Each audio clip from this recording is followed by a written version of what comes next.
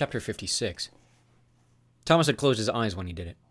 He heard the impact of bullet on flesh and bone, felt Newt's body jerk, then fall onto the street. Thomas twisted onto his stomach, then pushed himself to his feet, and he didn't open his eyes until he started running. He couldn't allow himself to see what he'd done to his friend. The horror of it, the sorrow and guilt and sickness of it all threatened to consume him, filled his eyes with tears as he ran toward the white van. "Get in!" Lawrence yelled at him. The door was still open. Thomas jumped through it and pulled it shut. Then the van was moving. No one spoke. Thomas stared out the front window in a daze. He'd shot his best friend in the head. Never mind that it was what he'd been asked to do. It what Newt had wanted, what he'd pled for. Thomas still pulled the trigger. He looked down and saw that his hands and legs were shaking, and suddenly he felt freezing cold. "What have I done?" he mumbled, but the others didn't say a word. The rest of the trip was a blur to Thomas.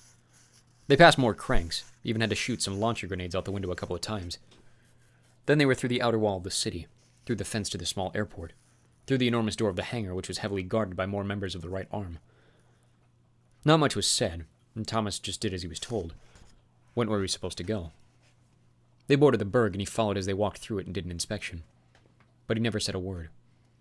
The pilot went to fire up the big ship. Lawrence disappeared somewhere, and Thomas found a couch in the common room. He lay down and stared at the metal grid of the ceiling. Since he'd killed Newt, he hadn't thought once about what he'd set out to do. Free of Wicked, finally, and here he was voluntarily going back. He didn't care anymore. Whatever happened, happened. He knew that for the rest of his life he'd be haunted by what he'd seen. Chuck gasping for air while he bled to death, and now Newt screaming at him with raw, terrifying madness. And that last moment of sanity, eyes begging for mercy. Thomas closed his own, and the images were still there. It took a long time for him to fall asleep. Lawrence woke him. "Hey, rise and shine, boy. We'll be there in a few minutes. We're dropping your butt, then getting the hell out of there, no offense." "None taken," Thomas groaned and swung his legs off the couch. "How far will I have to walk to get there?" "A few miles. Don't worry, I don't think you'll have too many cranks to deal with. It's gotten cold in the wilderness. Might see a few angry moose, though. Wolves might try to eat your legs off, nothing much." Thomas looked at the man, expecting a big grin, but he was busy in the corner putting things in order. "A coat and your backpack are waiting for you at the cargo door," Lawrence said as he moved a small piece of equipment onto a shelf. "You got food and water. We want to make sure you have a nice, enjoyable hike. Relish the joys of nature and all that." Still no smile. "Thanks," Thomas muttered. He was trying so hard not to slide back into the dark pit of sadness in which he'd fallen asleep. He still couldn't get Chuck and Newt off his mind. Lawrence stopped what he was doing and turned to him. "I'm only going to ask you this once." "What?"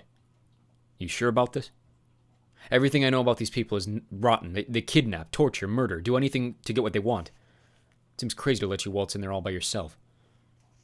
For some reason, Thomas wasn't scared anymore. "I'll be fine. Just make sure you come back." Lawrence shook his head. "You're either the bravest kid I ever met or plain crazy. Anyway, go get yourself a shower and fresh clothes. Gotta be some in the lockers." Thomas didn't know how he looked at that moment, but he imagined something like a pale and lifeless zombie with dead eyes.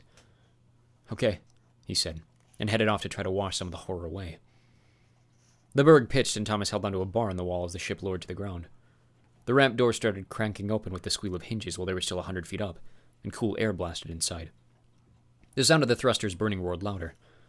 Thomas could see that they were above a small clearing in a large forest of snow-dusted pine trees, so many that the Berg wouldn't be able to land. Thomas would have to jump. The ship descended and Thomas steadied himself. "Good luck, boy," Lawrence said, nodding toward the ground when they got close. "I tell you to be careful, but you're not an idiot, so I won't." Thomas gave him a smile, hoping for one in return. He felt like he needed it, but got nothing. "Okay, then. I'll get the device planted as soon as I get in.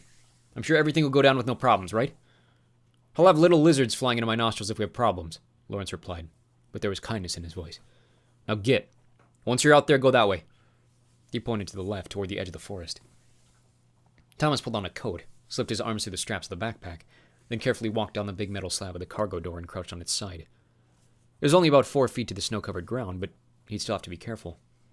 He jumped and landed in a soft spot, a fresh snowdrift. All the while, his insides were numb. He'd killed Newt. He'd shot his own friend in the head.